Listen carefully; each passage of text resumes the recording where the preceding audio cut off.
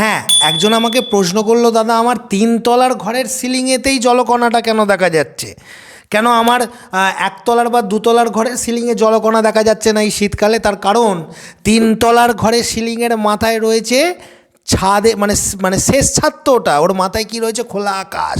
আর ভোরবেলা হলেই তোমার ছাদ ঠান্ডা হয়ে যাচ্ছে, অথচ ঘরের ভিতরে থাকছে মানুষজন, তারা তারা যখন শ্বাস প্রশ্বাস নিচ্ছে সেই ঘরের ভিতরে একটা গরম ভাব তৈরি হচ্ছে, জলীয় বাষ্প। সেই জলীয় বাষ্পটা কোথায় গিয়ে যাচ্ছে, গরম জিনিস কোথায় যায়, উপরে উঠে যায়। সেটা উপরে সিলিংয়ের নিচে আছে গরম, সিলিংয়ের উপরটা ঠান্ডা।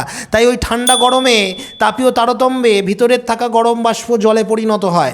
ঠিক একইভাবে এটা তো 1 তলা 2 তলার ঘরে হতে পারতো, কেন হয় না? তার কারণ 1 তলা 2 তলার ঘরে হয় না, তার কারণ তার উপর খোলা আকাশ নেই। 1 তলা ঘরের উপর 2 তলার ঘর আছে, 2 তলার ঘরও গরম, নিচের ঘরও গরম, দুটো গরমের মধ্যে তারতম্য কোথায়?